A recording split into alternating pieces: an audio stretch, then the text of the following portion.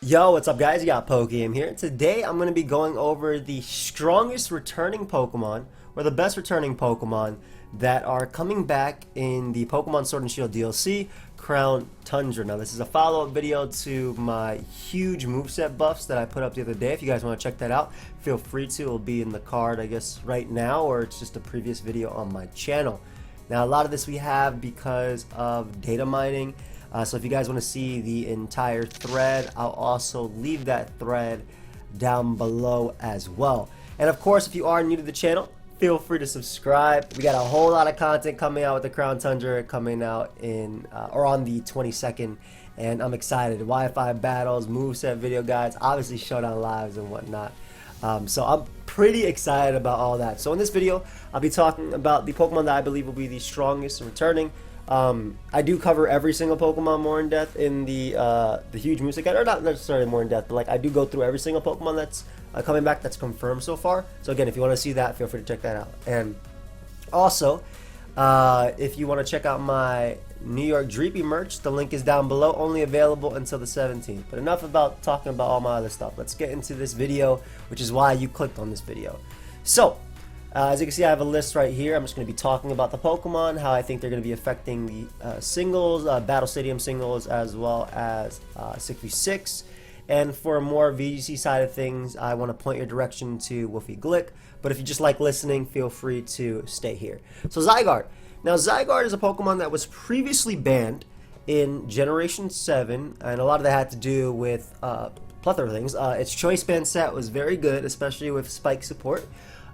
Its coil sets were really nice as well. Its Dragon Dance set was really good with Z-moves, which is something we do not have at the moment. We do have Dynamax, but depending on the metagame you are playing, Dynamax is not available to you. But the main reason I think that Zygarde is going to be a giant threat, and ignore how this all looks because I'll go right back. But the main reason I think Zygarde is going to be a giant threat is for two things. One, they got rid of Hidden Power. This is very big because one of the most splashable Zygarde answers in previous generations was Assault Vest Tangrowth. And the reason I say Assault Vest Tangrowth over Physically Defensive Tangrowth is, I said it was splashable because it deals with a whole bunch of Pokemon from last generation, right? It dealt with Tapu Koko, it dealt with Ash Greninja, it dealt with Zygarde. With Hidden Power Ice, you could 2-KO Zygarde, so you could beat sub, coil sets and things like that, but there's no longer hidden power in the game. What does that mean? A lot of Pokemon can't just throw on HP Ice as a way of hitting Zygarde for 4 times effective damage. Now while I don't think that the Choice Band set is going to be as good as it ever was before, even though Thousand Arrows is amazing because it's a ground type move that can't be, you know, avoided, right? The Flyers will get hit by it as well, which I think is amazing, especially in a metagame where Corviknight is so good, and a metagame where there's no Gliscor, at least at the moment, that we know about. So that's really, really good for Zygarde. But the fact that you cannot break its subs, and if you guys didn't know, Zygarde's very bulky, base 108 HP, and I'm not even talking about Zygarde Complete, right, which is double. I'm just talking about the regular Aura Break one with basically no ability. But base 121 defense, base 95 special defense. So it's going to make this Pokemon incredibly tough to deal with if it sets up. And I'm not thinking like, you know, Dragon Dance sets are going to be that strong, because why would you want to lock yourself in Outrage? Though Scale Shot could be pretty cool with it too. I think that sub coil sets or just sub toxic sets are going to be extremely threatening on this Pokemon, especially if you use something like 1000 Waves to trap something like Tangrowth and just beat it with toxic, because you can easily EV Zygarde to live Giga Drains from Tangrowth. And obviously if you go for sub, you avoid Sleep Powders, Leech Seeds, knockoff of your item. So I do think that Zygarde is going to be a really good fat breaker, but also really good for fat teams too. And again, I don't think Choice Band is going to be as good, mainly because of the inclusion of heavy duty boots in previous generations. You pair Choice Band Zygarde, or last generation, I don't know why I said previous, but last generation, you paired Choice Band Zygarde with like Ash Greninja, and what Ash Greninja would do is it would spike, because the switching to Zygarde and Ash Greninja, as I mentioned before, is the same Pokemon. Tangrowth. So it would spike up as Tangrowth comes in, and eventually you get Zygarde in a position where your 1,000 Arrows is doing so much because of the spike as well, or the layers of spikes depending on Stealth Rock. But in this generation, when Heavy Duty Boots exist and Regenerator Pokemon can easily run it so they don't have to care about hazards, it makes Zygarde still good, but definitely not the choice band set as good. But I do think bulkier variants, bulkier sets, Subcoil, Subtoxic are going to be very, very, very annoying to deal with. Sub Dragon Dance Toxic looks really good, especially with HP investment and some special defense for Giga Drain from Tangrowth. However, Tangrowth can run Grass Knot, but there's a price you pay if you run Grass Knot. You hit Rotom Wash for less damage, and that's the big one, right? So next up we have Blaziken. This isn't really in any particular order. Now, Blaziken gets access to Close Combat and U-Turn now, and it also has Speed Boost, obviously. I'm not saying that Blaziken is going to be OU. I'm not saying that Blaziken is going to be banned like it is in previous generations. I'm not saying that at all. However, if you look at Blaziken, Close Combat and U-Turn basically makes it Infernape. Alright? And let me go on a little bit about that, too, before you're like, bro, no, Infernape my favorite starter from Sinnoh. You can't be that, man. Blaziken's cool, but it's no Infernape. Now, I'm not saying I agree or disagree with you. Okay, I actually think that. Honestly, they're like some of the coolest fire types we have. But Blaziken has base 120 attack, and Infernape has base 107 attack. What does that mean? Infernape is a Pokemon that has great speed, right? It's a Pokemon that has 346 speed at max speed, jolly, naive, timid, basically plus speed boosting nature. Blaziken has base 80 speed. However, that speed doesn't matter so much for Blaziken when it gets its speed boost. So at the end of the turn, it gets +1 speed. Now, the reason I pointed out the base 120 attack versus base 107 is that a neutral nature Blaziken, so anything that's not plus attack, hits 339 attack, whereas a neutral nature Infernape hits, I believe, 337 because of base 107. And in fact, we could, we could literally turn it into Infernape right now, but I'm pretty sure I'm right on that. So, especially because I use Infernape so much in DBV, I'm pretty sure this is its highest output if it's not like adamant.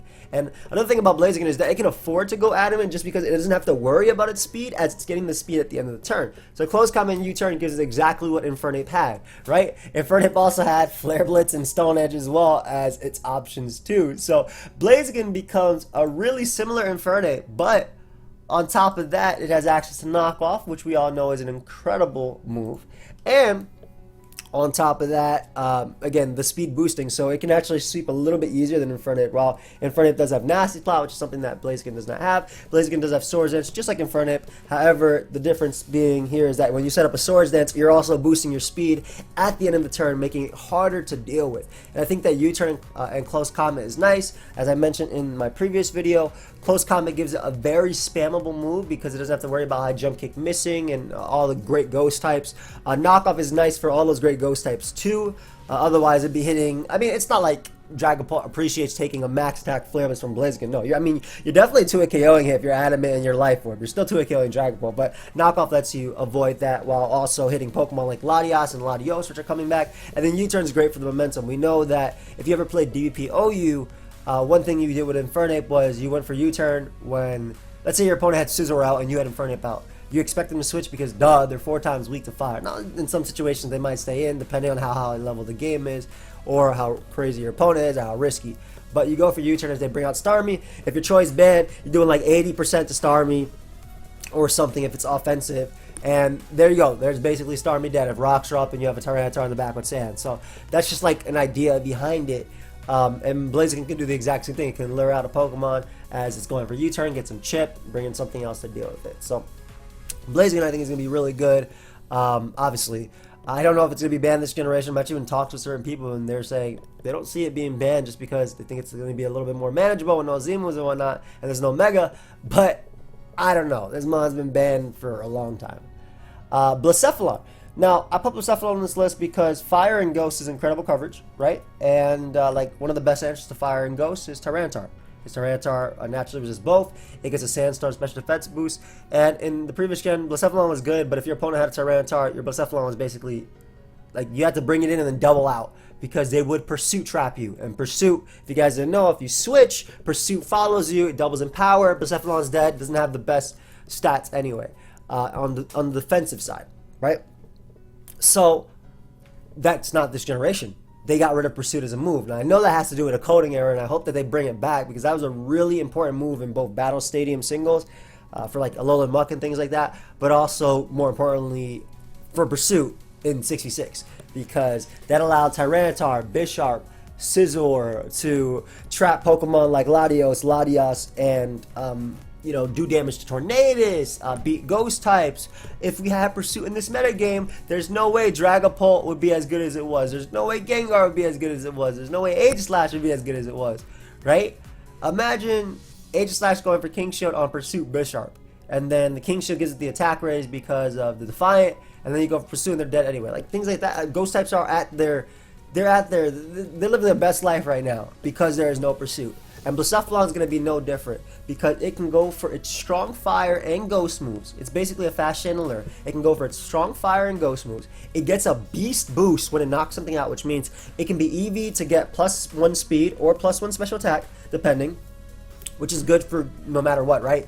If you're running Specs and you get +1 speed, you're a Choice Scarf set with a Specs hit. If you're running Scarf and you get your +1 special attack, you become Specs in that turn in terms of the damage output, right? Now, on top of that, they also gave it Scorching Sand. And this is very important because one of the other answers to Blacephalon was Special Defensive Heatran, which is a Pokemon that could not be 2-hit KO'd by Shadow Ball unless rocks were up and you got a special defense drop in that turn, and they had to follow it up, and they didn't have Protect. Like, you had to follow all of that, right? All of that criteria. However, Scorching Sand is 4 times effective, and you're going to 2-hit KO Heatran, or you're going to knock it out if it's offensive. I got to count Special Defensive because Scorching Sand is only 7 base power, but another thing is it also has a 30% chance to burn, just like Scald. So, Tyranitar comes in on Scorching Sands. You do, even if they're Assault Vest Tyranitar, you do maybe 20% in the sand, and then you burn them, and you switch out, and that's it. And then for the rest of the game, you're spamming Shadow Ball and Fire Blast. So that's going to make Blacephalon so good. Just the fact that there's no Pursuit and the fact that it has Scorching Sand. Now, I'm really excited to try out this Pokemon. It's going to be nasty. It really, really is. And I think rocks are going to make a big difference with this mon. We might even see something with like Heavy Duty Boots Calm Mon. Tapu Lele, I mean, it's no surprise that the Tapus are on this list. They're going to be incredible. Specifically, these 3 came out on top. Tapu Lele got Expanding Force. Expanding Force is really powerful in Psychic Terrain. And what does Lele do? It sets up Psychic Terrain automatically. Now, it's very lucky, and I don't even think it's going to make a difference in terms of if this Pokemon's going to stay or not, but it's very lucky that they nerfed the Psychic Terrains, that they do 1.3 instead of 1.5 times. Like, that's very, very lucky because Expanding Force is going to be extremely hard to switch into. If you are Choice Specs, it doesn't matter if you're Resist. Ferrothorn 2-hit KO. Heatran, probably 2-hit KO most likely. The great thing about Lele being a Psychic type is it's also a Fairy type, so Dark types want to come in, you go for Moonblast as well. So you have that going for it.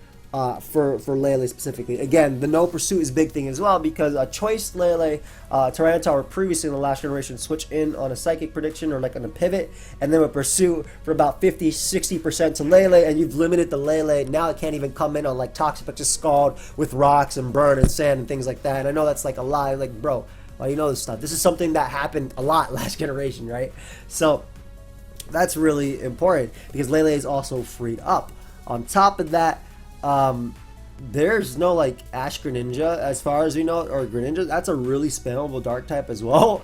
That's a very, very, very spammable Dark type that had a higher speed than Lele too. So that not existing is good for Expanding Force. Urshifu is still around and faster. Thankfully, Urshifu is faster, so that'll make Specs a little bit more manageable. But I mean, by manageable, I mean easier to be revenge killed. Because Choice Specs Tapu Lele is going to be getting a kill. Luckily, they did not give it Mystical Fire like every other Fairy type in the game. That would have been broken, especially because they got rid of Hidden Power Fire, and Tapu Lele ran Hidden Power Fire as a way of dealing with Scizor as well as Ferrothorn. But Expanding Force, Moonblast, Focus Blast for Heatran if you want. Like, I mean, for the most part, this Pokemon is going to be clicking Expanding Force, and honestly, I wouldn't be surprised if this Pokemon ends up getting banned. Or Pokemon start running Protect in singles just as often as they run Protect in doubles just to waste terrain turns. Now, of course, with Defog being buffed to get rid of terrain, that makes a big difference. And there are good Dark types in OU. We got Urshifu, we got Hydreigon, we got Primarina. But those are all mons that will fall to Moonblast. So that's something to keep in mind. Like, that Fairy plus Psychic coverage is very scary. Speaking of another Fairy type, Tapu Koko really made out on top in this. It got the most buffs in physical and special. So on its physical side, it got Close Combat and Play Rough. Previously, as I mentioned in my other video, it had Brave Bird, Wild Charge, U-Turn as its best physical moves, right? As its best physical moves. U-Turn for momentum, Brave Bird as your way of dealing with like a Mungus and Venusaur, and then Wild Charge, of course, being boosted by terrain. It was your strongest move. And then they wouldn't even run another physical move, right, as their last move. They would run like Mix with Hidden Power Ice. That way they can hit Landorus. That way they can Garchomp. But now, they gave this Mon Fairy Stab in Play Rough. And in a metagame where there's no hidden power, you want this Fairy Stab. So this Fairy Stab is really good because you're going to be able to knock out Garchomp with your Choice Band Play Rough. You're going to be able to do massive damage to offensive Landorus. I believe offensive Landorus should be 2 KO by Choice Band Play Rough, or at least really close. And on top of that, they gave it one of the most spammable fighting type attacks, which is Close Combat. So now you have a really good move that means you can knock out Tyranitar. You'll do a lot of Ferrothorn. You'll knock out Heatran, right?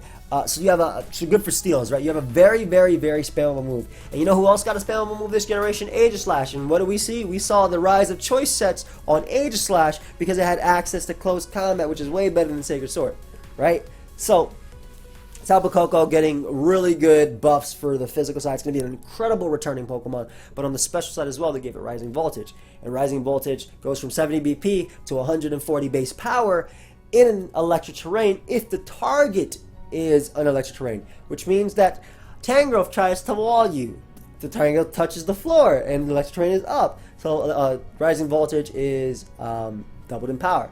Now, I don't think that Specs Coco will be as popular, but I could be wrong, right? Dazzling Gleam, Grass Knot, Volt Switch, and Rising Voltage. What else do you really need on this mon? You can put U-Turn over Volt Switch if you want, so you can switch out on ground types, even though obviously it's not boosted by the Specs.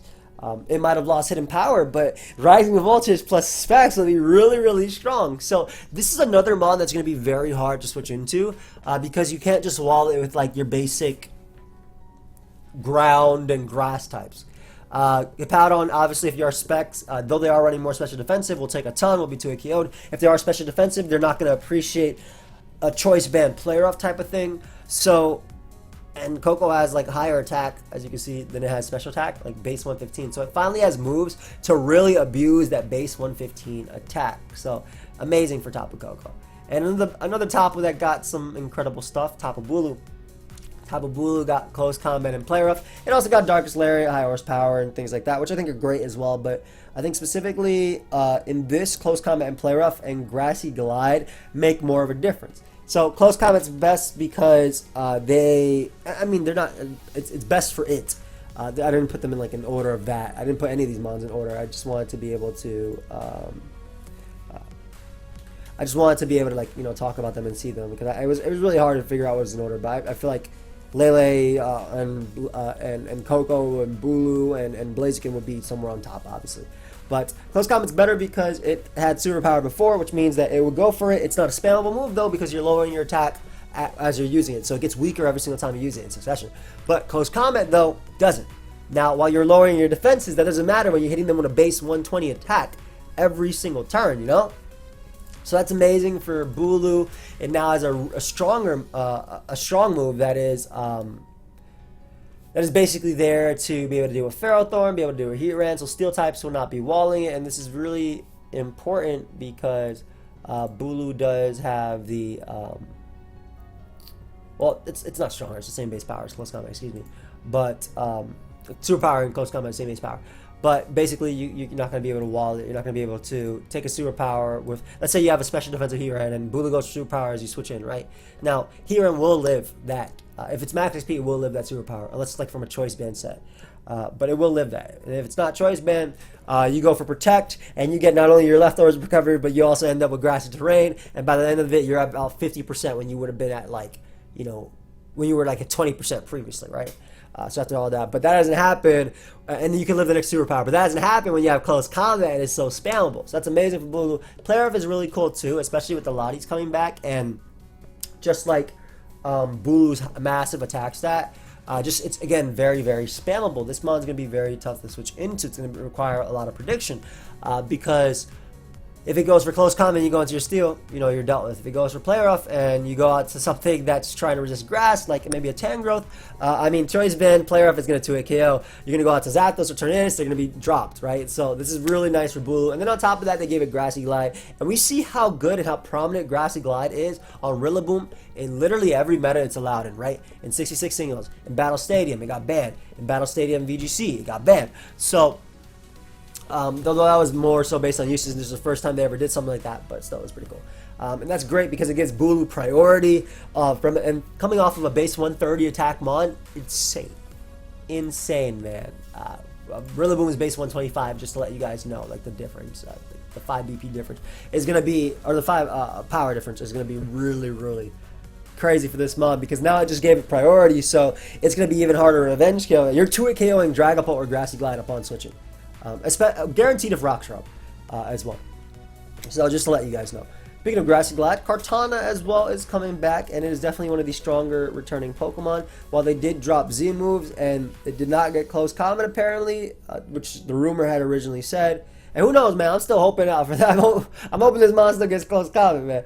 But they gave it Grassy Glide, and this is very big because, as I mentioned in my previous video, Cortana plus Tapu Bulu is a very common core, or was a very common core last generation, and the team would be Cortana, Tapu Bulu, Magnezone. Those three would be on the team. Why? And even though you're insanely weak to fire, or whatever, you just put up a whole bunch of heat right answers as you keep going. Magnezone would trap Skarmory, Magnezone would trap Celesteela, allowing both Cortana and Tapu Bulu to do their thing. Tapu Bulu getting up the terrain for Cortana meant that a Choice Band Cortana was even stronger because of Grassy Terrain. A Choice Scarf Cortana was as strong as a Choice Band one because of Grassy Terrain. And obviously, it's not the same thing here. It would be like equivalent to a Life Orb Cortana because it gives it 1.3 instead of 1.5. But still, you understand what I'm talking about, right? They pair really well together because Grassy Terrain boosts Cortana's Leaf Blade, which is very hard to switch into because Cortana has a million attack at base 181. So, that's not an exaggeration, that's the exact number. Cortana is also very fast and has, a good move pool, right? Swords Dance to boost its attack even more. Knockoff, Sacred Sword, Smart Strike. I wish they gave it Iron Hand. Kind of glad they didn't, though. But things like that, and then they also gave it, some other cool things that can run, other techs that can run if you really want to. But Cart gets better because it gets Grassy Glide. So now you're giving this Pokemon with base 181 attack. If you thought Bulu, everything Rillaboom was bad, imagine Cortana having priority where you're doing like 70% to Tornadus upon switching with Grassy Glide, and then you outspeed him because of that priority in terrain. Obviously, this has to do with terrain, though, and you get the next one. On top of that, they also gave it Endure, and I think Endure is going to be pretty cool because you can use like a Swords Dance Endure Salic Berry set, and basically you Swords Dance up as they bring out a threat. Let's say they bring out Dragapult. Their Specs Dragapult, they go for Flamethrower or Shadow Ball. Obviously, that'll knock out Cortana because it has Paper Special Defense, because it's like paper, basically. It's like... it's Cortana. Like, you know what it is? Chopsticks, right? With some, like, I don't know, some origami type thing, right? So, I mean, I love its design. But still, it would normally die, right? Well, not in this case. It goes for Endure. It gets Salic Berry. It's now faster than Dragapult. Knocks it out with +2 knockoff or whatever. It goes for, I think knockoff plus Leaf Blade probably gives it like the best coverage. And then it gets a Beast Boost on top of that, so now it has even more attack, so now it's +3 attack, and you sweep your team. Obviously, if you have priority, you don't have to worry about that, but, fine. You can say you have priority, I can say I have Psychic Terrain up. Like, what the hell cares? Like, we're going to go back and forth on this. Just understand that this is a pretty cool thing, because it gives Cortana an even scarier thing. Before, you might... So one Cortana that people ran, and for those that didn't play last generation, you'd be like, no, you're lying. So they ran Timid Cortana with, I believe, 19, was it 19? Yep, with 19 attack EVs. And the rest was like in like this. And what did this allow us to do with Beast Boost? It allowed Cortana to get a speed boost, so it made it a really big threat. But, I mean, obviously it's a lot weaker too. So that's just something to keep in mind. We don't got to do that crap anymore. There are no Z moves though, so there isn't anything to give Cortana that oomph, which is kind of important considering Pokemon like Zapdos are back and Heavy Duty Boots is up, so you can't even like wear it down with rocks damage and do stuff like that. It doesn't matter if you did, man. You're going to get static from Zapdos anyway. We all know what I'm talking about. But, oof, Big Bad Landorus coming back. Of course, you got to be on this list. Of course. I mean, he is a metagame defining Pokemon, right? Doesn't matter if you play singles, doesn't matter if you play Battle Stadium 3v3, which is singles as well, doesn't matter if you play Battle Stadium doubles, which is VGC. Landorus is good in there. Why? Intimidate is huge. Great resistances and immunities, being ground and flying, right? Like electric immunity, ground immunity are very, very important. Intimidate, so you weaken the other stuff. In terms of moves it did get, it got Self-Destruct, Scary Face, Weatherball, Sand Tomb, Body Slam, Endure, and Scorching Sands. I do think that Scorching Sand might have some sort of viability on defensive sets, maybe, or even just special sets if you want to run that with Landorus side, though I think Earth Power Sheer Force is better. But an Endure might be cool for the same reason that Cortana could do it, because of Swords and Salax stuff. I do think that's pretty cool. But in general, Landorus is just going to be a good Pokemon. There's no Z move, so it doesn't get that one-turn nuke, which is good for Landorus and bad for Landorus, right? Obviously, it's bad because it means the offensive one is less threatening, but it also means that offensive threats for it are also less threatening, right? Like Garchomp can't just Swords Dance and drop a devastating Drake at +1 and knock out Landorus. No, not going to happen anymore. Also, the fact that there's no hidden power ice means that Landorus gets a lot better, right? Because Tangrowth can't just tech hidden power ice, Tapu Koko can't just tech hidden power ice, right? Zapdos can't just tech hidden power ice. So all that stuff makes a difference. It makes Landorus' utility a lot better. Now, they did nerf Intimidate, and by that I mean that they made other abilities ignore Intimidate. Scrappy and Oblivious are two that come to mind when it comes to that. So there are more. But they did nerf that, but there's not a lot of like super viable Pokemon that have those abilities anyway. So I do think that Landorus is going to be obviously crazy. It's going to be good. I think it's definitely the Mon we kind of need right now, at least in our 6v6 metagame, because I think we don't have anything strong really, right? Right now we have Urshifu, which is great, but like they banned a lot of the strong Mons. So Landorus coming back. You're going to see it on a lot of teams, but I'd much rather see Landorus on a lot of teams than fight another Toxapex 200 turn game with Corviknight type of thing. You just watch. I'm about to run Swords Dance, Fly, Smack Down, Earthquake Landorus, and break all your defensive cores. But I do think Landorus just gets a lot better in that regard. Speaking of Pokemon that are coming back, that are just going to be great. Heatran. Heatran's another one. Now, I think a lot, and I did obviously not put like obvious Pokemon like Rayquaza, Xerneas, and Velvet's all, oh no, the Geomancy Pokemon, it's coming back. Why is it not on this list? Obviously, gonna be good, man. I didn't put those mons.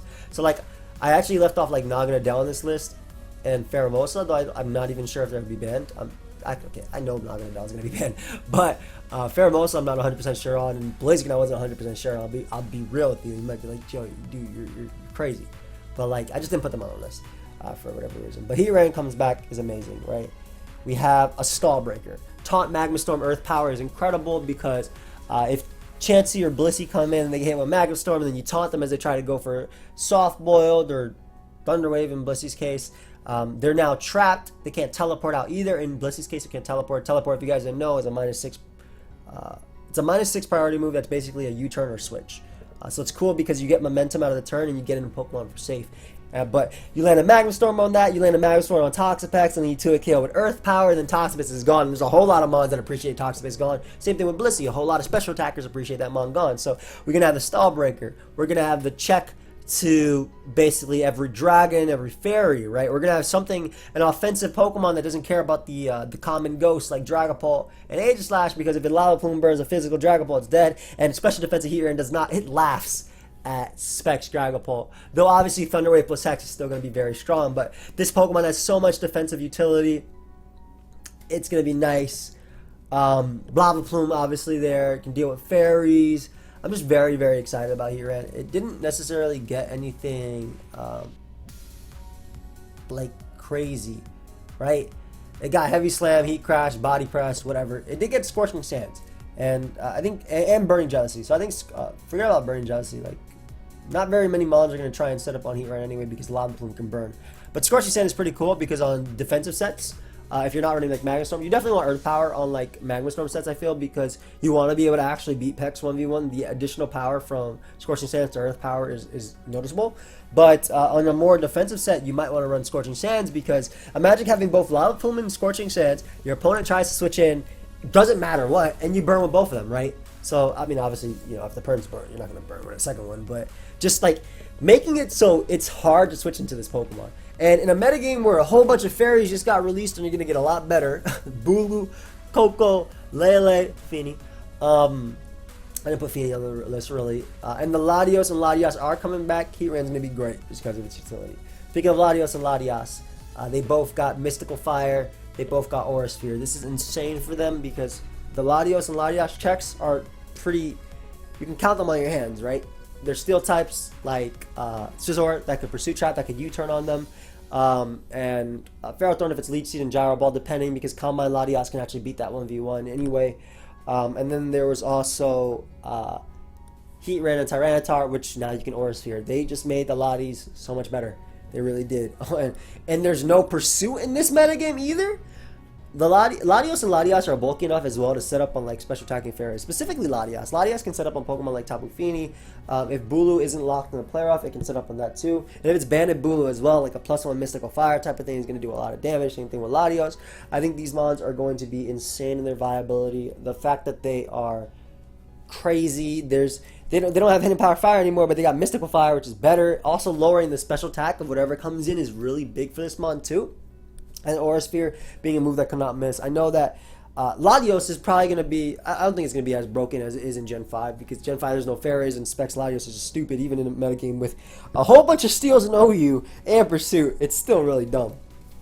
But in terms of their viability, the Lati twins are going to be insane. These are just the moves they added to their stuff, right? They already have like Thunderbolt, they already have like Draco Meteor, they have Psychic, they have Calm Mind, they have Recover or Roost, depending on whatever one you want to run. On top of that, they also gave Latios, I believe they gave it Store Power. Maybe I'm wrong about that. I could be wrong about that. I don't see that on this list, but that doesn't really matter too much. I just think that this just makes its viability so good because they gave it 2 moves that let it hit 2 Pokemon or a group of Pokemon that previously beat it lose to it now. So Latios is going to be fantastic, and same thing with Latias.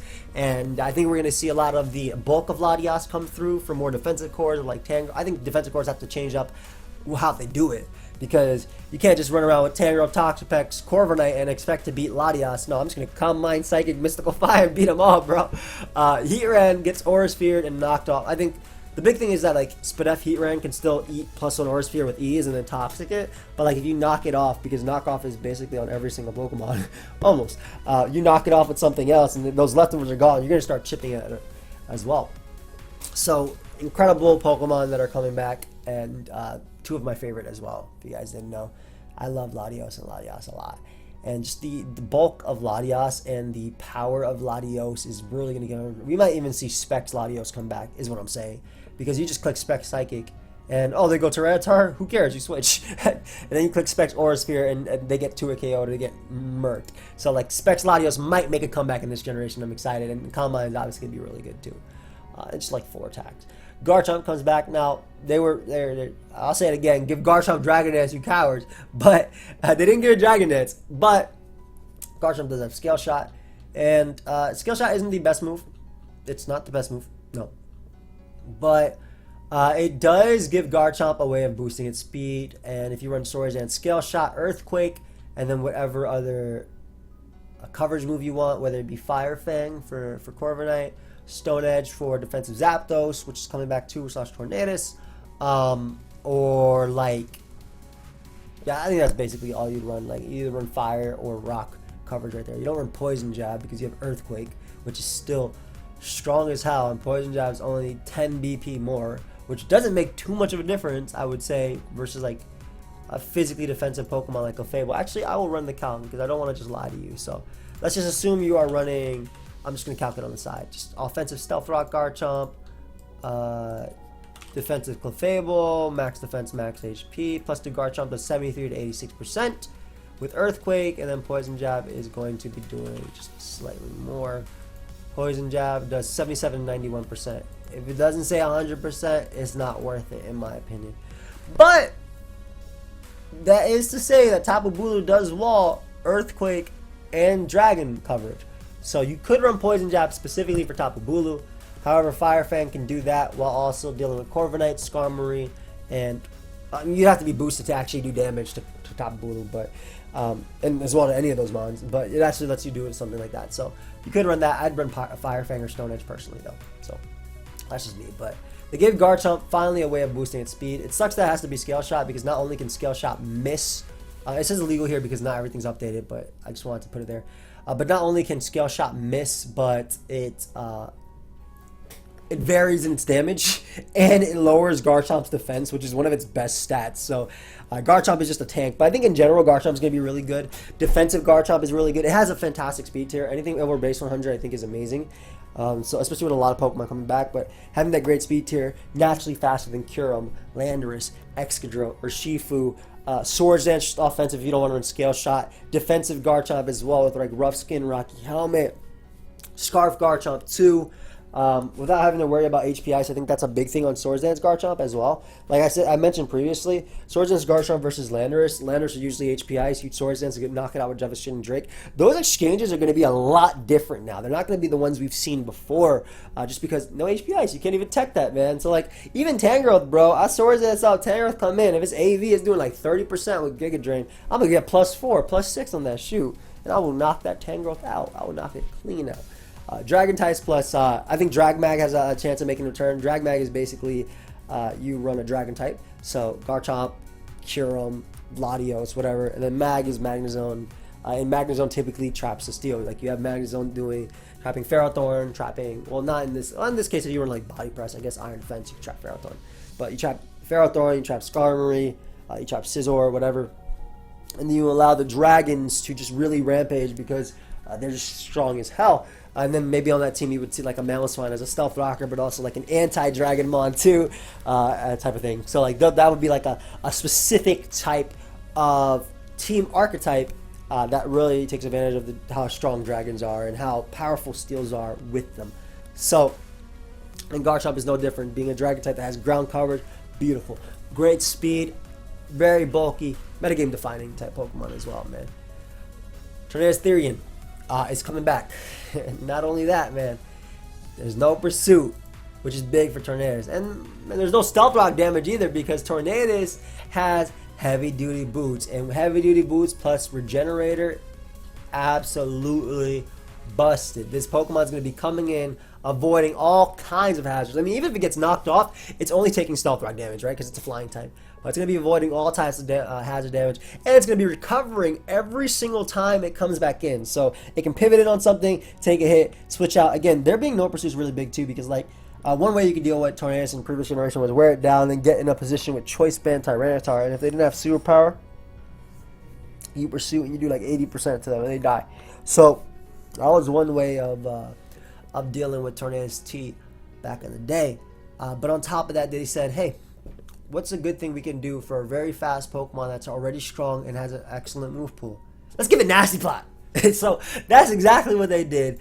And this Mon don't need no hidden power. I'm going to tell you that right now. Let me show you what you need. You got Nasty Plot. Let's go through this move. We got Focus Blast. We got Grass Knot for Spadef Powdon. Obviously, we got the Hurricane. We got the Heat Wave for the Steel types. We got a Sludge Bomb, Sludge Wave for them Fairy types if you don't want to miss Hurricane type of thing.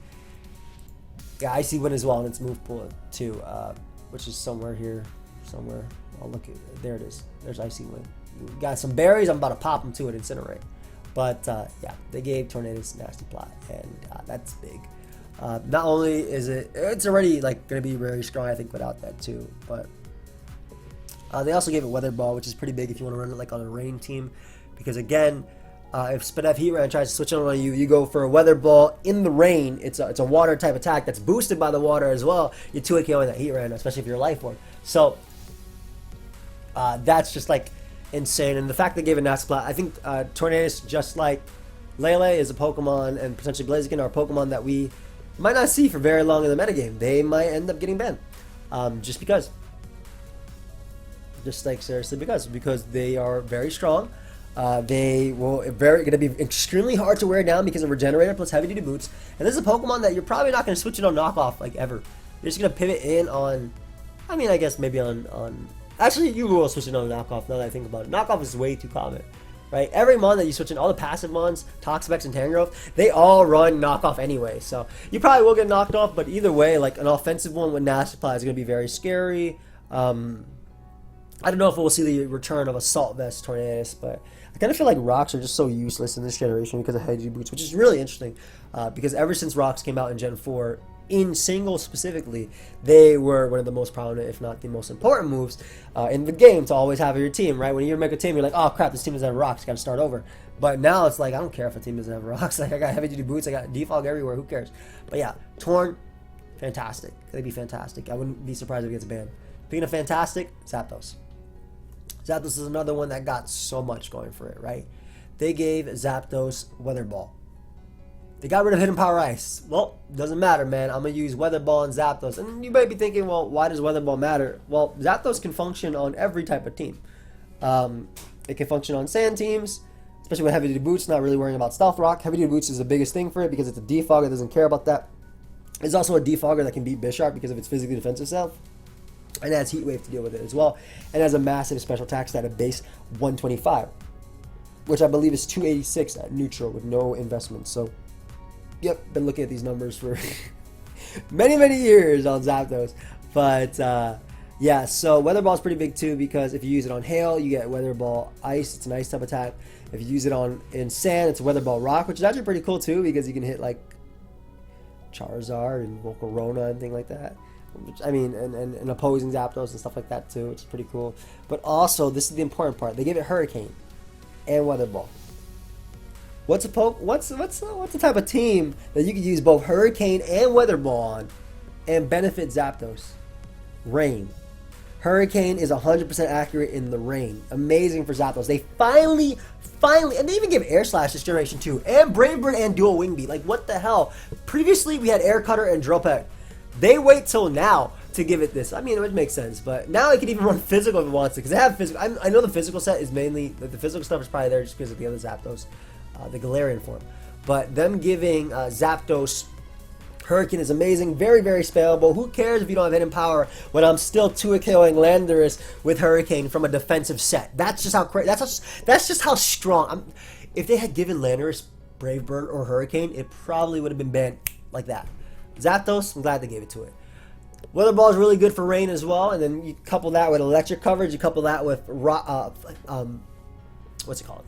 Fire coverage as well, which you might not even always need on it. I mean, like Roost, electric move, Hurricane, Heat Wave is all you need, and if you're running on rain, Weather Ball, Hurricane, Thunder, and then probably Roost or Volt Switch type of thing with Heavy Duty Boots can work too, or Defog, whatever variant you want. They also give it Hail, which I think is pretty cool too, and Rising Voltage. I don't think Rising Voltage is going to make that much sense with Zapdos anyway. You want to be discharging for the most part, or Volt Switching, or Thunderbolting when you're stronger, right? Like, Thunderbolt it's a good mix in between an offensive Zapdos because you don't have to depend on terrain.